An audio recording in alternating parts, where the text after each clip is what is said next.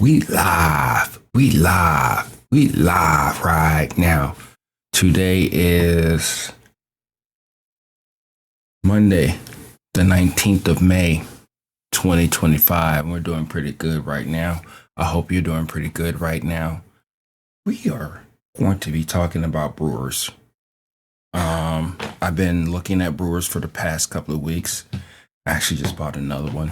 And I wonder, this is a topic probably for another day, but I'm wondering if I'm buying these Brewers for you, for views, for understanding, but it's here. I won't go too crazy with them. I don't think I'm going to get any more Brewers. I have noticed a couple things with these Brewers that I'm testing out, and I just wanted to talk about it a little bit, and just mainly to help you out so you can also see it for what it is and use the right brewer for your application and for the reasons why. And if you're watching this, what I have in front of me is a drill brewer. I think that's what it's called. Drill by Verve Coffee. DWELL dripper.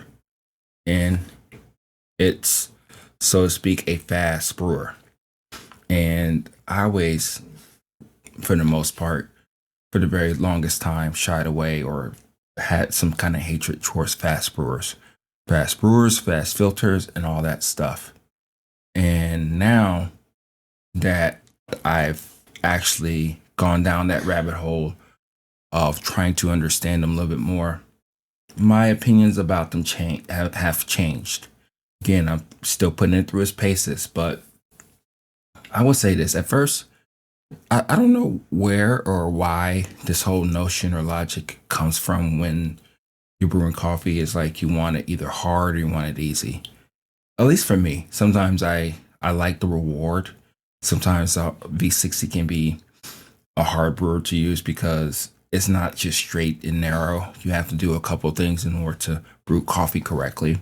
And one of the things that I've noticed when it comes to brewing coffee, specifically with the Hario V60, is that ever since I switched to third wave water, it's made it a lot easier for me to actually brew coffee, which is perfectly fine. And I think that's more so for all brewers that I've noticed, actually. But it is a harder brewer to use. I think the AeroPress is a finicky one too. It can be. And if you're patient enough, you can figure out what you need to do for that coffee, for that device. And that really goes for anything if you're really trying to be honest about the situation at hand.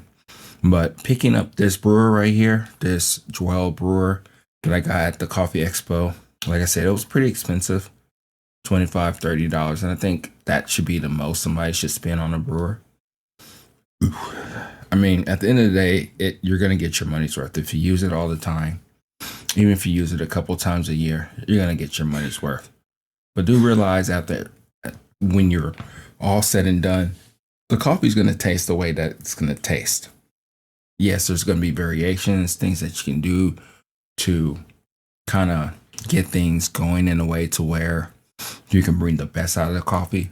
But you're putting coffee in a vessel that has a particular shape, and it draws down the water and it filters it out. That's essentially what you're doing. And like I said, there's different variations and all that stuff. But let's talk about the drill dripper. At first, I thought this was it was a harder brewer to use just because of the whole fastness that people love and crave about brewers. And like I said, I don't really use those filters in a way the same way other people have talked about. They mainly use it for lighter roasts. They like to grind a lot finer. And pleasantly to my surprise, through my taste, but also of course I have the TDS meter, is that on the old fellow 2, I can grind coffee, even light roast, at an 8, sometimes a 9 on the grinder scale, and still produce very good, tasty coffee. And this is at less than a 2-minute brew. So I guess what I'm saying here really is that a lot of times we're trying to figure out what works and what doesn't work. But when we try things out for what they are, we can produce really tasty coffee out of any brewer.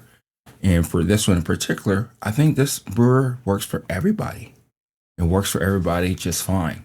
What I mean by that is that a beginner, a intermediate, a pro, it works no matter what. And I wouldn't even say it's a hard brewer to use. It's a very easy one to use because it's actually kind of cool to actually see the water just drip out very fast. And yes, I'm using the fast filters, but even using the regular Melita filters, it works out really well. It doesn't add that much more time to your brew.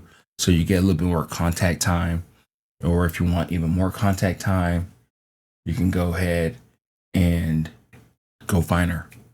And I think this brewer, for instance, works really well for you when you can go coarse, because I think coarser brings the best flavors for you. But yeah, I just want to let you know that we can really enjoy coffee for what it is on different brewers. And I think that's really the beauty of this. You don't even have to buy this brewer in particular if you don't want to do that. You can buy another fast brewer. You can buy, even if you wanted to, just use the filters from the Hario V60 and see how that works for you.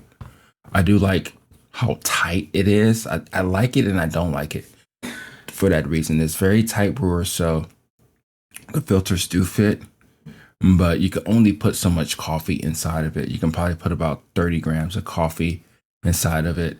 And it does really well with the pulse method to me because it's so fast. Like I said, even by me giving it a 30-second to 45-second bloom, the coffee is already done in less than 2 minutes if you care about the time like that. And then again, like I said, you can manipulate a little bit more by your pour and by the grind size, but you can have a lot of fun with these coffees. So what am I saying here?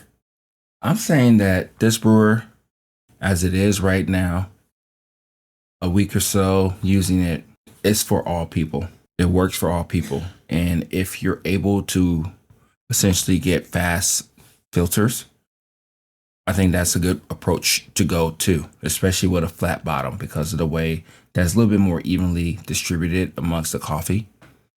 And then once you go about it that way, I think you're going to be in a better place when it comes to this whole coffee game.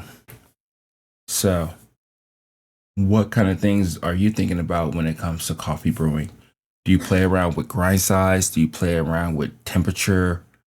Do you kind of let the coffee speak to you? Do you like just play this little dance of what's happening here? What things can we learn when it comes to actually brewing a cup of coffee? Because, it's about that ritual. It's about that thing that we want to do and crave and understand as much as we can, right? But I think after a while, I think we're going to get to a place to where we're just using one brewer. We are trying to master that brewer with that coffee. But don't get me wrong. I do like the fact that you're able to use different brewers for different reasons. And I'm still figuring that out for myself. And I'll share that more with you as I go down this journey of documenting, understanding these brewers, and just giving you a piece of understanding of what I'm doing, actually, because I think that's going to help out quite a bit, right? Because that's all we're trying to do. We're trying to maximize our love for coffee, right? And I think a lot of us are in this whole pour over game. And I do like an automatic drip. Don't get me wrong. I like how ease of use it is. And one thing that I am learning is that it's very similar to a lot of things. So I don't want to ramble anymore. Feel like I kind of am, but let me know what you think about this. Do you have different brewers? Do you play around with different ones? Do you notice different characteristics that you like about the brewers in whichever way that you actually brew your cup of coffee? Because again, like I said, you're probably just good enough with just getting a Hario V60 with all different filters, even a flat bottom filter, and kind of just going about it from that way, because it can fit in almost any filters, and you're not going to have any issues whatsoever of doing a fast pour, a slow pour, or manipulating your brew with, temperature, time, and grind size. Yeah, something like that. This is Oki at Everyday Bean signing off.